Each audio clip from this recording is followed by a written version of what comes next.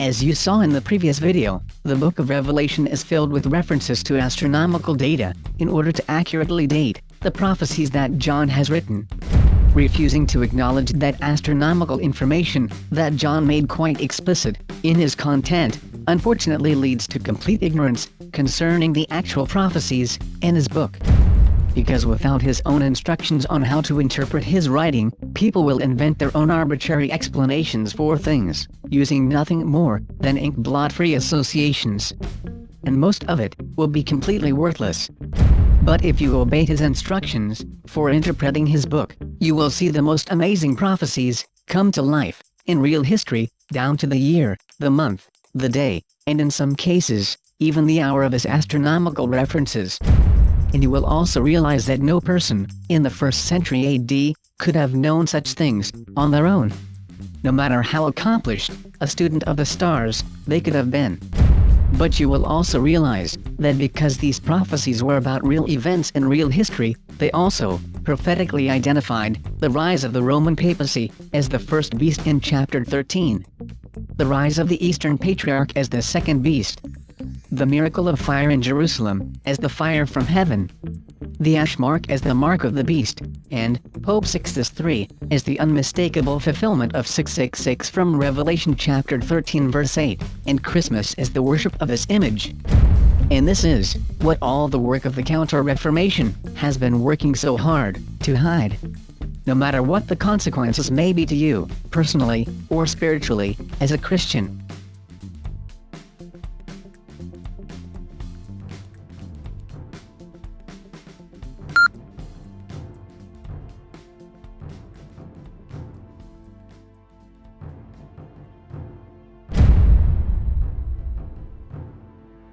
As you saw in the previous video, because 2/3 of the theological universe with preterism and futurism has been designed to hide the book of Revelation, if you have been looking to Christian ministers to tell you the truth about the book of Revelation, unfortunately, that has not been happening.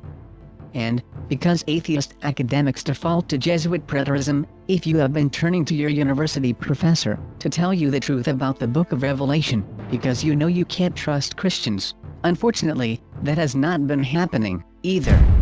As you can see, no one is really trying to tell you anything about the book of Revelation.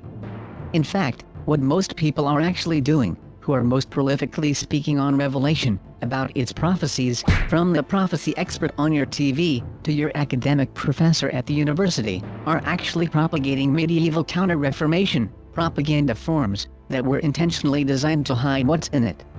It's time you finally heard the truth that they are intentionally hiding from you. The truth they are too ashamed to tell you.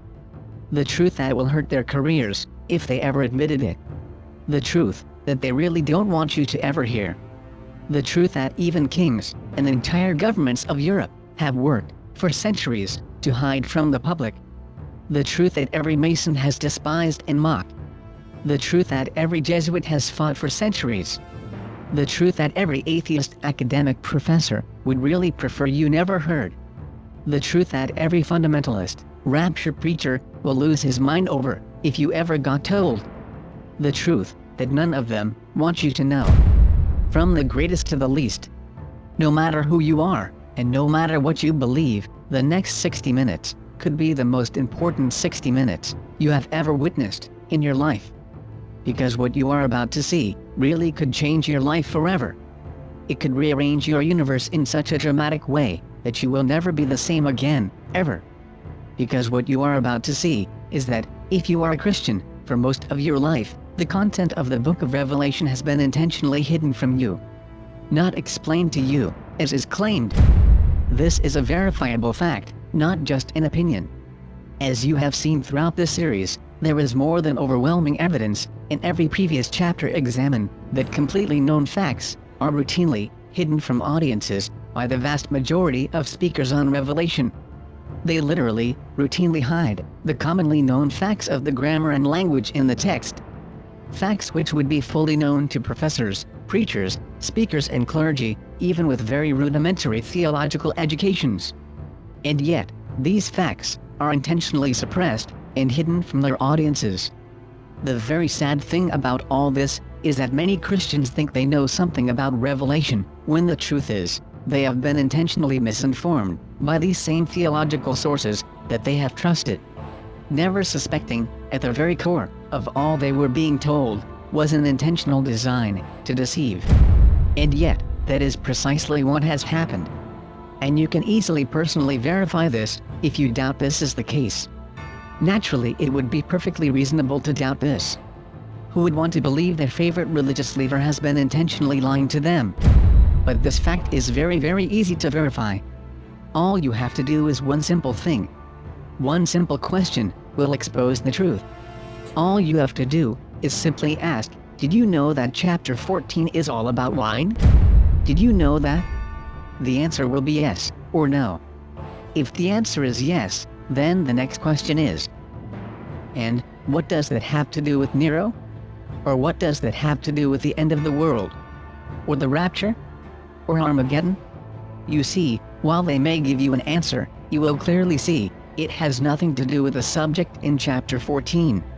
And what chapter 14 does have to do with the subject of wine will not even be acknowledged to be there in the text.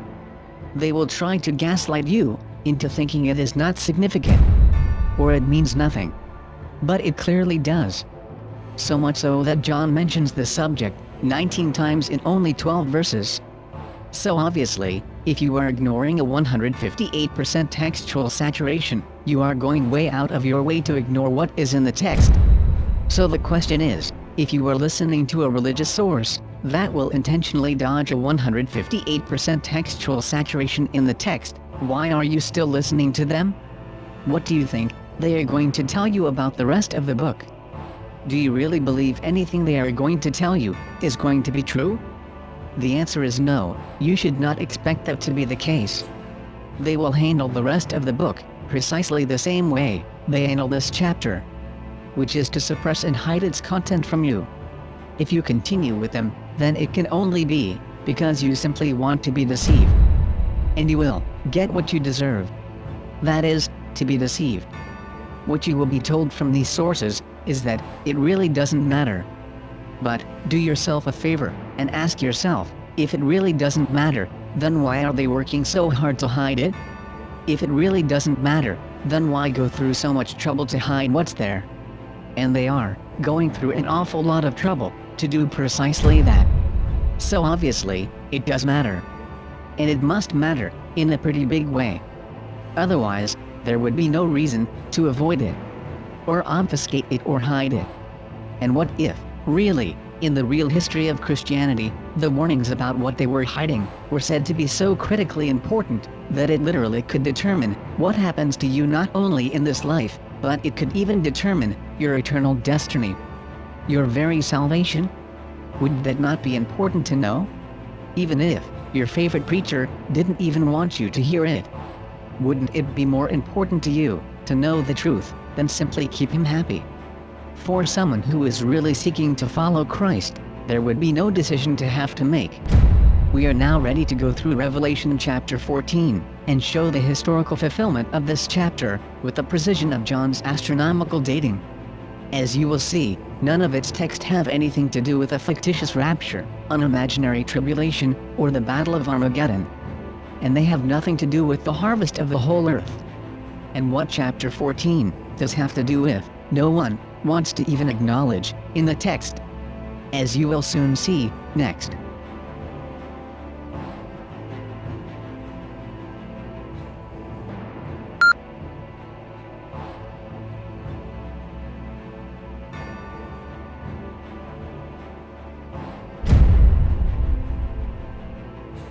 In Revelation chapter 14, there are 7 prophecies, which are astronomically dated by John, and which cover roughly the period of history, from 400 AD to 600 AD, or a period of history of approximately 200 years. During this 200-year period of history, the miracle of the holy fire is seen in Jerusalem, the papacy is established in Rome, John Chrysostom, the mouth, comes, and Pope Sixtus III comes to power, prophesied as 666. Then the prophecies, in chapter 14, now follow. 5 of the 7 prophecies occur in section 1, which serve as prophetic contrasts to the 2 beasts in chapter 13, which were the Roman Pope and the Eastern Patriarch. The 6th prophecy is an astronomical event which occurs prior to the destruction of Antioch, and the 7th prophecy is a series of astronomical events, which unmistakably mark the destruction of Antioch as the target of John's prophecy in chapter 14. And, as discussed previously, as well, the prophecies are not given in sequential order, because the first 5 prophecies are contrast statements to events that occurred already in history, in chapter 13. The 7 prophecies are as follows. The first prophecy is about the fall of the Roman Empire, and the victory of the 144,000 martyrs over their killers. The second prophecy is about apocalyptic flood waters being stirred by the music of the martyrs. The third prophecy is about a coming language barrier, wherein the people of the beast cannot even understand the words of the martyrs, who are singing in heaven. The fourth prophecy is a prophecy about the defilement of virgins, having to do with Pope Sixtus III. The fifth prophecy is a prophecy about the death of John Chrysostom, not being in the presence of God. The sixth prophecy is an astronomical event, signifying the coming destruction of Antioch. And the seventh prophecy are all the astronomical events surrounding the final prophecy in the destruction of the city of Antioch, which was the vineyard of the wine of Babylon. And none of these prophecies have anything to do with the fictitious rapture, an imaginary 7-year tribulation period, the Battle of Armageddon, or a future secular Antichrist, all of which have absolutely nothing to do with drinking Rome's wine. The 7 prophecies above all have to do with the vineyard of the wine of Babylon, and how God is going to bring his justice to bear against its poison. We will begin looking at the historical fulfillment of each prophecy, beginning with the first prophecy, next.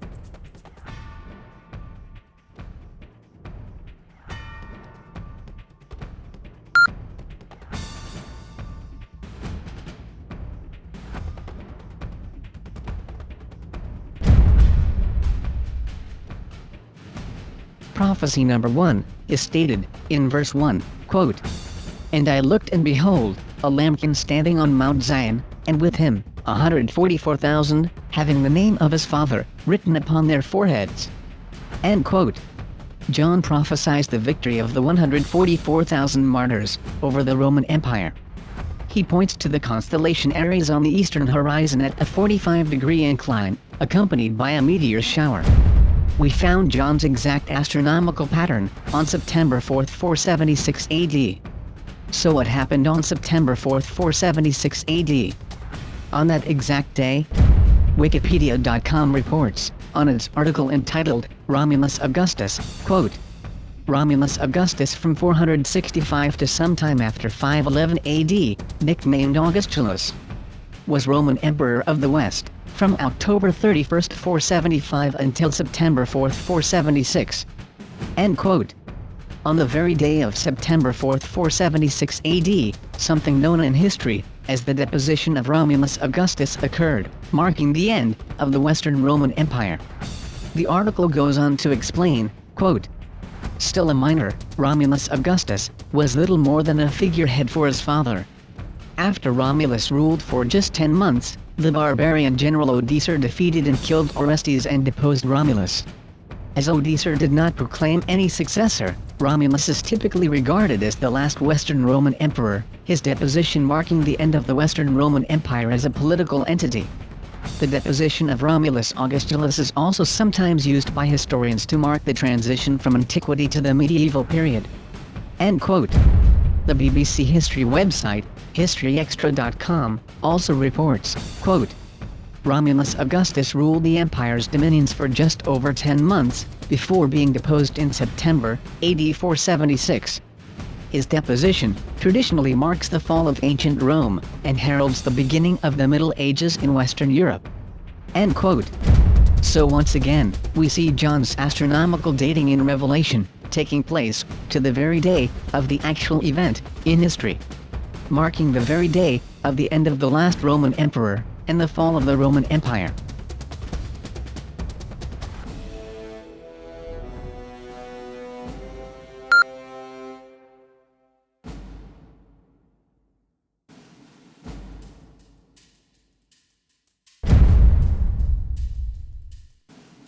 Next, we find John's second prophecy, in verse 2, which reads as follows, quote, "And I heard a sound out of the sky, like the sound of great waters, and like the sound of great thunder, and I heard the sound of lyre musicians, playing their lyres." End quote. This prophecy is a very big prophecy in history. But, when we get to this event, you are going to find another attempt, by counter-reformationists, to simply lie, in order to hide history. But, before we get to how they are trying to hide this event, we have to first tell you what it is. And then, we will get to how they are trying to hide it, just like they have done with so many other things. But when you see what it is, you will certainly understand why they would want to hide this from everyone. In verse 2, John prophesies the coming of a flood, marked by the constellations Lyra and Aquarius, on the western horizon, as though being poured out. And we found our astronomical markers, matching John's exact descriptions, on October 17, 589 AD. So what happened on October 17, 589 AD? On October 17, 589 AD, one of the biggest flooding disasters to ever strike the Italian peninsula occurred. It was called in Italian, the Rata della Cucca, or Breach of Cucca, in English. A 7th century historian, chronicling the history of the Lombards in Italy, wrote of this event, that it was believed to be the biggest flood event in the history of the world, since the time of Noah. His name was Paul, the deacon, who was a Benedictine scribe, monk and historian. Michelle Ziegler is currently a graduate student in the Cultural Heritage and Resource Management program, with museology focus, Southern Illinois University. Ms. Ziegler has done research in genetics, microbiology and the history of infectious disease. Her current projects are historic landscapes of disease, and a digital exhibit on the plague, Yersinia pestis. Michelle Ziegler wrote an article entitled Malarial Landscapes in Late Antique Rome and the Tiber Valley, in which she stated, quote, "The bubonic plague that followed the flood of 589 in Rome claimed the life of Pope Pelagius II on February 7, 590, bringing Gregory the Great to the papal throne." In his dialogues, Gregory the Great relates, 5 years earlier when the flood waters rose so high in Rome that water flowed over the city walls, and there was simultaneously flooding of the river Adige into Verona. The anonymous author of the Liber Pontificalis wrote that during the time of Gregory's predecessor Pelagius II, the rains and flooding damage was greater than anyone could remember, and in his history of the Lombards, Paul the deacon would later claim the deluge of water was so great that, such as there had been none, it is believed, since Noah's time. End quote. The most authoritative work, done in the English language, on flooding in ancient Rome, is a book entitled Floods of the Tiber in Ancient Rome, by Gregory S. Aldrey, professor of history at Wisconsin University, published by Johns Hopkins University Press. In it, he lists the flood of 589 AD, as confirmed by Digestis Langobardorum, 3.24, on page 243 of his book. Medieval History Geek states, quote, "The severe weather events of 589 are mentioned in multiple sources. The sources describe a massive flood whereby the banks of the Tiber were breached, causing massive destruction in Rome. The Liber Pontificalis is less colorful. At that time the rains were so great that everyone said the waters of the flood had overflowed. So great was the disaster that no one could remember anything ever like it. In any case, what we have here is a big flood, remarkably well dated to the fall of 589, sometimes accompanied by rain and storms, which did substantial damage to Rome." End quote. So, despite the fact, it is one of the best documented floods in Roman history, and it was considered to have been the biggest flood they had ever had on the Italian peninsula, you will once again, typically read the following weasel statement in Wikipedia, quote, "Contemporary historians think that the breach never really happened, and the tradition simply refers to the disasters due to the lack of maintainment of the streams that followed the fall of the Roman Empire." End quote. And because this is posted on Wikipedia, it gets picked up and amplified all over the internet. But, if you do a lot of research on different historical topics, you will have to keep a very wide eye open when it comes to citing Wikipedia, because they will routinely put disinformation in their articles and leave it in there to be quoted, even when it is a completely bogus claim, just like you saw with its article on the name Sixtus III. But if you look down the sentence to the end of the sentence, you will see a little notation that says, quote, citation needed. And it is still there, with no citation. And why is this statement made without a citation? Because it is a completely bogus claim. There is no citation that can be provided. Because it doesn't exist. Why? Because contemporary historians don't think that at all. Case in point, Gregory S. Aldred, Floods of the Tiber, in Ancient Rome. Professor of History, at the University of Wisconsin. Of course, you would never know that reading Wikipedia. But that is why you have to go beyond Wikipedia, in whatever you're researching. So that is the story about the suppression of history, concerning the Rata della Cucca, or breach of Cucca. But that is not the whole story, concerning this prophecy. Yes, there was a massive flood event, described as the biggest flooding event in the history of Italy since the time of Noah. Yes, flood waters made their way even to the Tiber River in Rome. And yes, the massive outbreak of plague that came afterwards literally killed the Pope of Rome, himself. But there is even more, concerning this huge apocalyptic story, in history. And here is the rest, of that amazing story. Paolo Squatriti is an Italian Guggenheim Fellow scholar. In his article entitled, quote, The Floods of 589 and Climate Change at the Beginning of the Middle Ages, an Italian Microhistory, end quote. Paolo Squatriti explained the following about the strange changes in climate that took place at the beginning of the Middle Ages. Please listen to what he states. Quote, It always rains in the Middle Ages. In modern cinema, for instance from Bergman's classic, Seventh Seal, to Foucault's more recent King Author in 2004, medieval weather is bad. That medieval weather was significantly worse than what came before it and after it, is not a view restricted to a few unreflective movie directors. Numerous scholarly texts also depict the epochal shifts at the end of antiquity and at the beginning of modernity, taking place in a context of climate deterioration and repeated catastrophic meteorological events. End quote. Paolo Squatriti goes on to recount how the weather was so different during the Middle Ages, it transformed the landscape of Italy. Quote, The result was a post-Roman Italy, of scraggly forests and soggy marshes, traversed by wild torrents. End quote.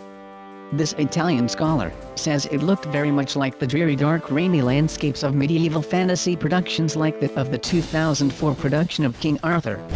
The period of history Paolo Squatriti is describing is that same period of history just after Pope Sixtus III, also known as 666, served as Pope in 440 AD. But as amazing as that is still not the whole story. Not only was there the biggest flood in the history of Italy on October 17, 589 AD, not only did the aftermath of that flood spawn the plague which literally personally killed the Pope of Rome, not only did the entire weather pattern change for the entire Italian peninsula, but the flooding that did occur in the Tiber River after Pope Sixtus III completely changed after Pope Sixtus III. The entire flooding pattern of the Tiber River literally changed after Pope Sixtus III. Prior to Pope Sixtus III, most of Rome's main floods occurred in the summer months. But after Pope Sixtus held the first official Christmas Mass at the Roman Lupercale, a very strange thing happened in nature. Instead of Rome getting most of its floods during summer, all of a sudden, Rome began to have the vast majority of its floods during the Advent season. Advent season runs from the end of November to just after Christmas. Here is a chart of flooding in Rome from 414 BC until 398 AD. Now here is a chart, after Pope Sixtus III, of flooding in Rome, from 400 AD to 2000 AD. As you can see, under the Advent column, the vast majority of the flooding in Rome now occurs. Once again, before Pope Sixtus III and his institutionalization of Christmas in Advent. After Pope Sixtus III and his institutionalization of Christmas in Advent. Not only has the worst flooding occurred during Pope Sixtus III's Advent season, since Pope Sixtus III, Christmas itself has even been host to Rome's worst flooding disasters in history. And what do you think the odds are that all this is just an accident? Especially given John's prophecy in Revelation chapter 14. If you were wondering if the world is under the judgment of God, because it is worshipping the image of the beast, then you are doing precisely what John wanted his readers to do after reading his book, called Revelation. Because that was precisely the revelation John fully intended to give you.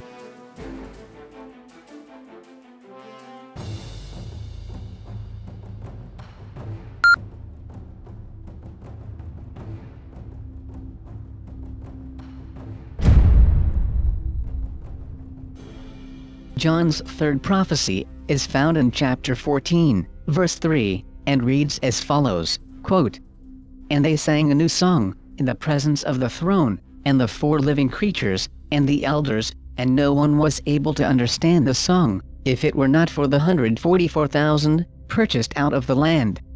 End quote.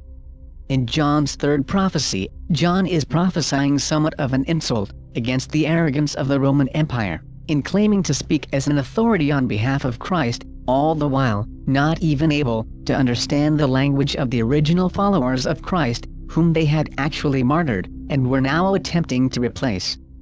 John describes the constellation Cepheus with a meteor shower and a planetary assembly, which he refers to as elders.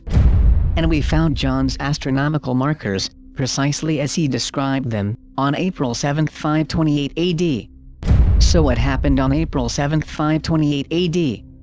Quote, "In February 528, Justinian promulgated the Constitutio Haequae Necessario, by which was created a 10-man commission to review these earlier compilations as well as individual laws, eliminate everything unnecessary or obsolete, make changes as it saw fit, and create a single compilation of imperial laws in force."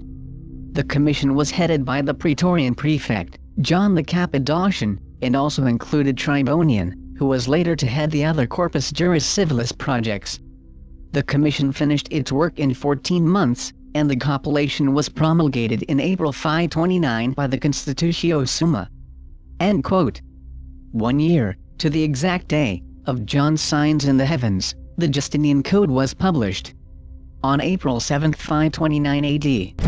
In the article, A Short History of Anti-Semitism, the article reports concerning the Justinian Code, quote, "The Justinian Code, compiled by scholars for the Emperor Justinian, 527 to 565 AD, excluded Jews from all public places, prohibited Jews from giving evidence in lawsuits in which Christians took part, and forbade the reading of the Bible in Hebrew. Only Greek or Latin were allowed.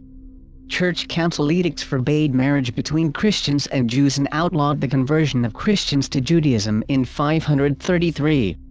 End quote. Not only would Rome drive a language barrier wedge between its new Nicolaitan religion and its Jewish origins, Rome would go on to create a system of complete segregation and domination against anything Jewish. Despite the incredible hypocrisy that the person they were claiming to follow had been a Jew, along with all his original followers. Quote, "The Fourth Lateran Council stamped the Jews as a people apart, with its decree that Jews were to wear special clothes and markings to distinguish them from Christians. The Council of Basel established the concept of physical separation in cities, with ghettos. It decreed that Jews were to live in separate quarters, isolated from Christians, except for reasons of business. Jews were not allowed to go to universities, and attendance for them at Christian church sermons was required." End quote. John's prophecy that there would be the creation of a language barrier, and the people of Rome would not even be able to understand the language of Christ and his original followers, was fulfilled in history, precisely as John had prophesied, along with John's astronomical dating, on April 7, 529 AD.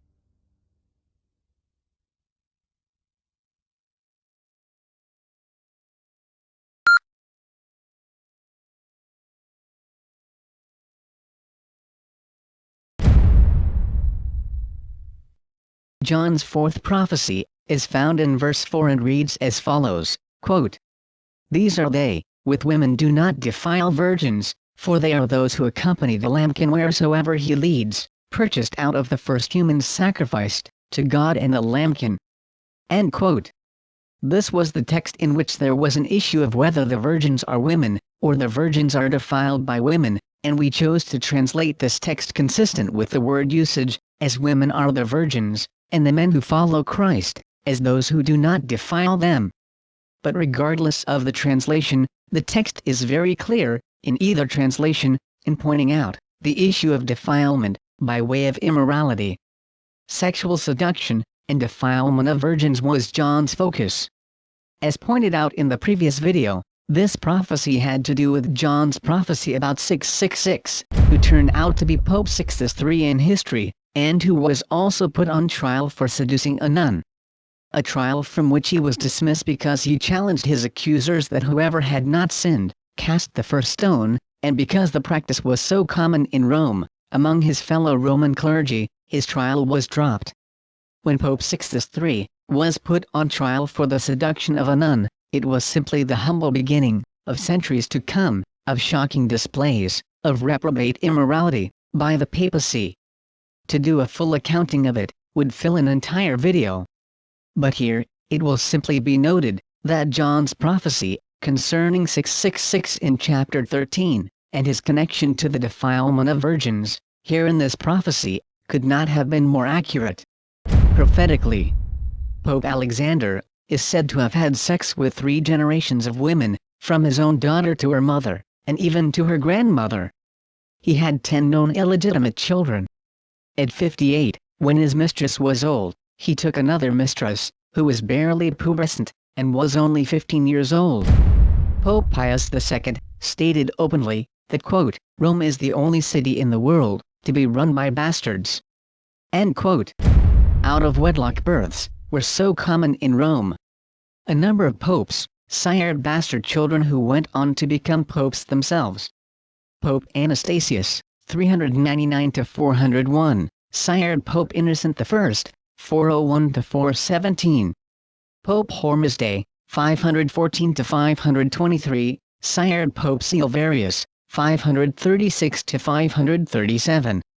Pope Sergius II, 904–911, sired Pope John XI, 931–935. Pope Sixtus IV, 1471–1478, said that, quote, Rome has more prostitutes than any city in the world, because it has the most celibates. End quote.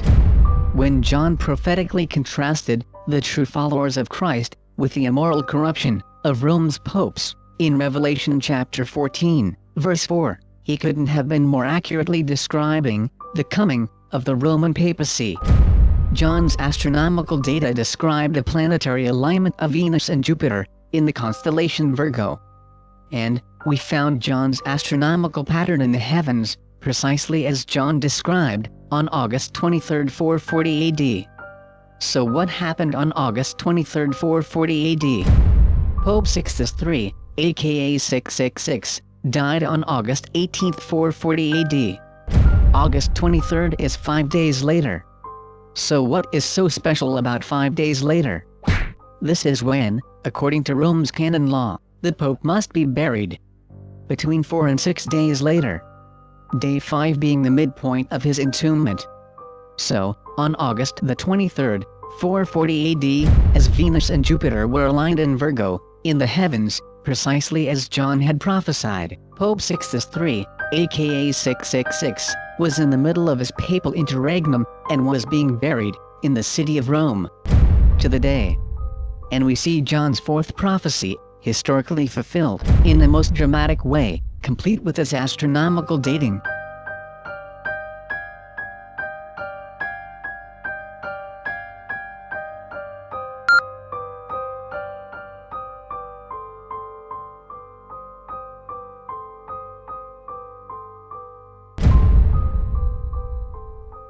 John's 5th prophecy is found in verse 5, and reads as follows, quote, And in their mouth was found no deceit, for they are faultless in the presence of the throne of God. End quote. This was the contrast statement to the prophecy concerning John Chrysostom, the mouth of the beast, in chapter 13. The contrast being that the 144,000 martyrs from Mount Zion in Jerusalem were without blame in the presence of God. Implying, of course, that John Chrysostom, the mouth, was not. John's astronomical dating for this prophecy was the martyrs in the constellation of the Mouth, also known as Pisces or Trinus, and we found John's astronomical markers, exactly as he describes them, on September 14, 407 AD. So what happened on September 14, 407 AD? On exactly September 14, 407 AD, precisely as John had prophesied, the life of Rome's most famous preacher, John Chrysostom, at the time known as John of Antioch, ended in the city of Comana Pontica. He was posthumously named Chrysostom, which means golden mouth. And this event happened on the very exact day that John's astronomical signs in the heavens were over the skies of the very city of Comana Pontica, where John Chrysostom died. And with that prophecy, the first section of John's prophecies are fulfilled.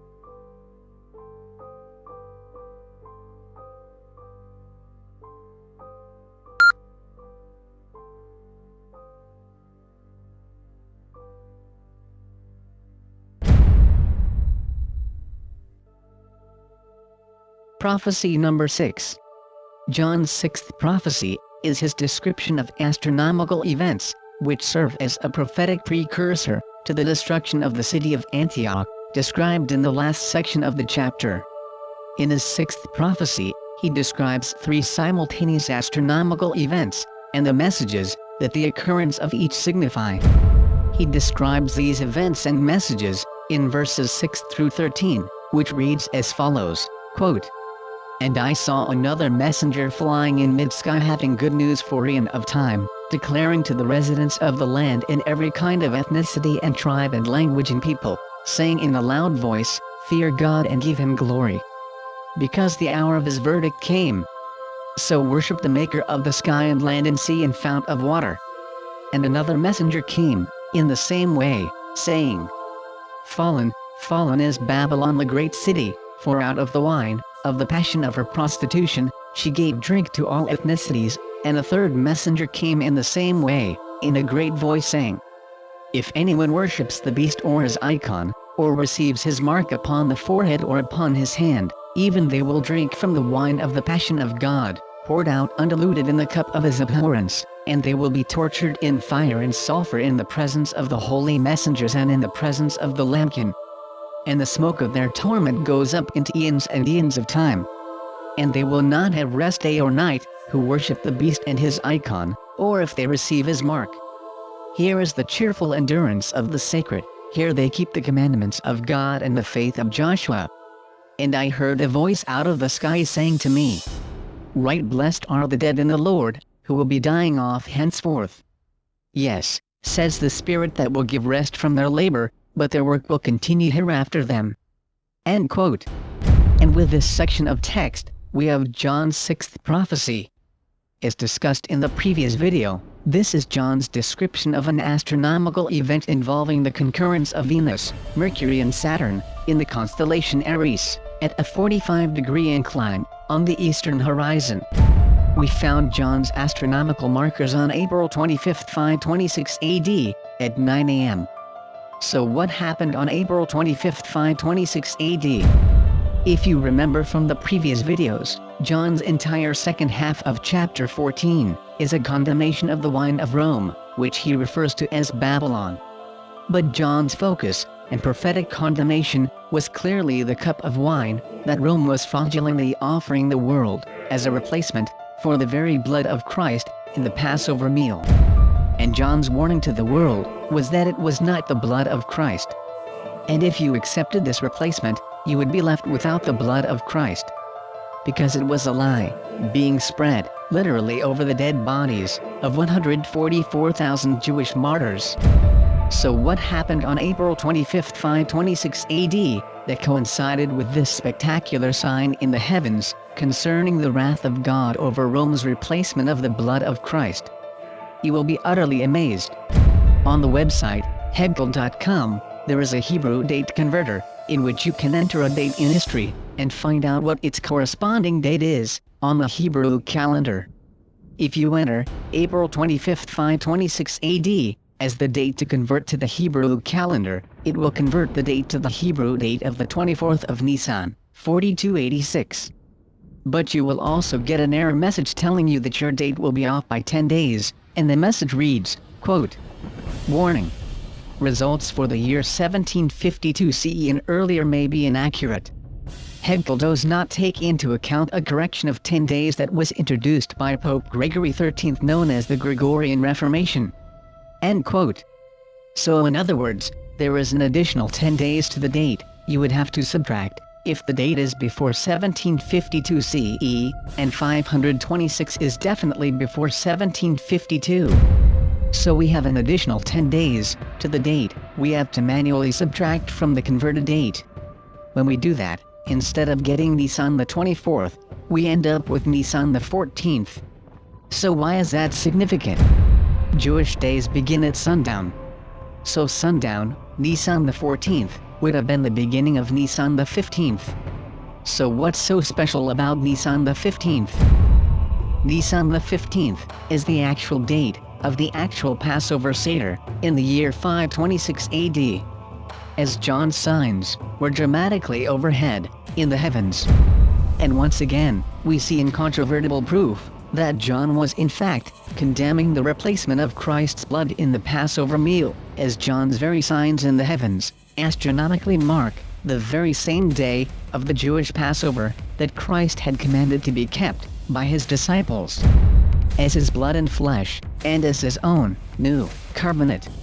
And once again, we see an amazing fulfillment of John's prophecies with astronomical dating.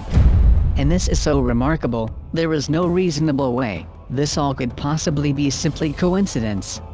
The odds that all this would randomly align are simply beyond possibility.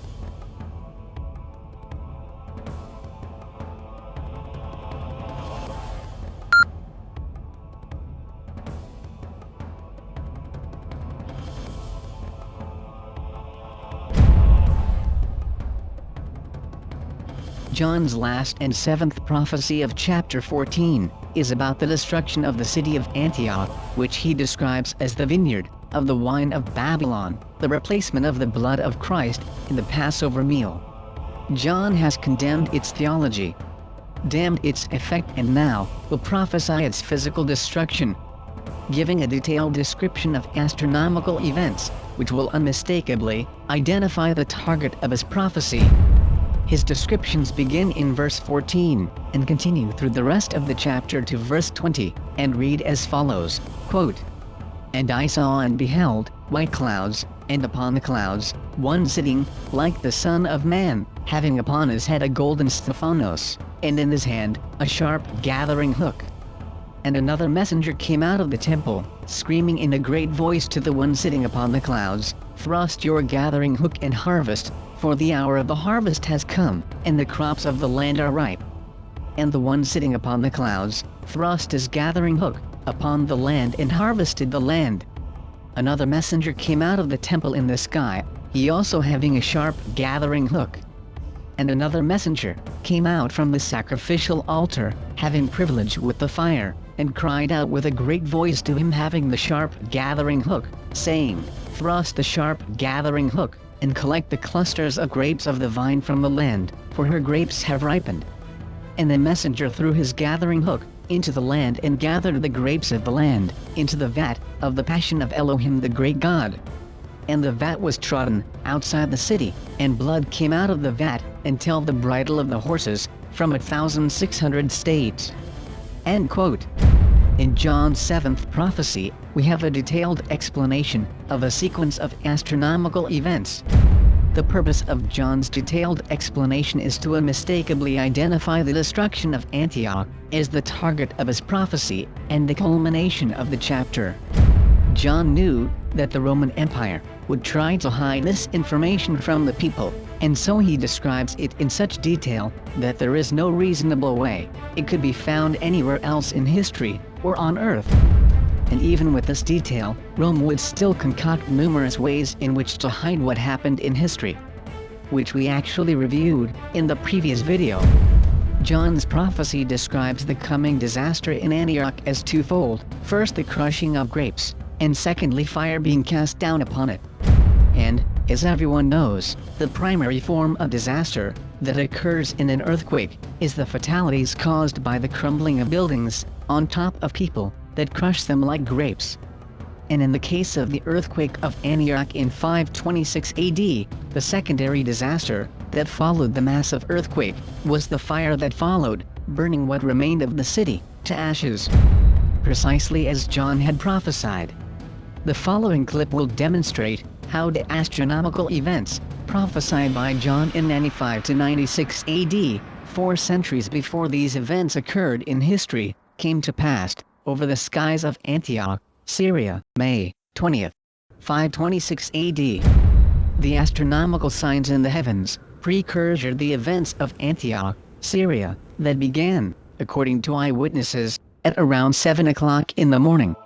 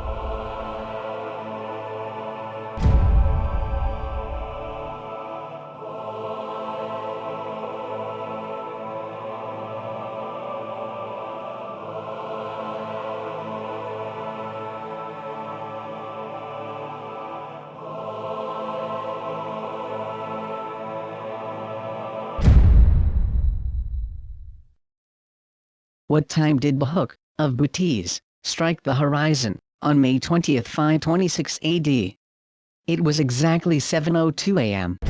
What time did Saturn reach its zenith in Aries on May 20, 526 AD? It was exactly 7:19 a.m. What time did the messenger, Mercury, with the second hook, cross the horizon on May 20, 526 AD? It was exactly 7 o'clock a.m. What time did the messenger, Venus, appear at the horns of the altar, with fire, on May 20, 526 a.m.?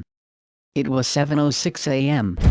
What time did the horse's bridle reach the horizon on May 20, 526 AD? It was exactly 7:09 a.m. All of the astronomical events John had prophesied 400 years earlier occurred between 7 o'clock and 7:19 that morning. And what time did eyewitnesses claim these disastrous events began? It was the 7th hour. Literally, 7 o'clock in the morning. 5 synchronized astronomical events, all within a space of only 19 minutes, and to the very minute of the event that actually happened, precisely as John had prophesied. Revelation chapter 14 has been fulfilled in history, and in the most spectacular way imaginable.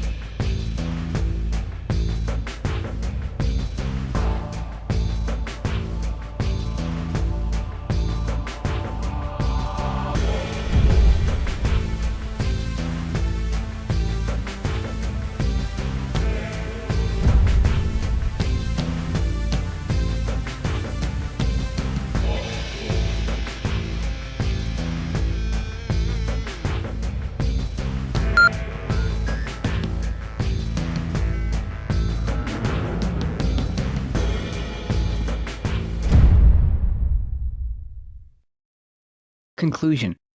In this video, you have seen that John's prophecies in Revelation chapter 14 have all been fulfilled in history, and that John prophesied the judgment of God on the Nicolaitan religion of the eastern and western half of the Roman Empire, which he described in detail, prophetically, as the first and second beast in chapter 13, describing their practices of the adoration of the crucifixion, the making of icons that come to life, the miracle of fire from heaven in Jerusalem, their mark on the forehead or the hand, and the coming of 666. In chapter 14, John prophesies, prophecy number 1, the martyrs would celebrate victory over the Roman Empire. Prophecy number 2, the music of the martyrs would stir the flood waters of Rome.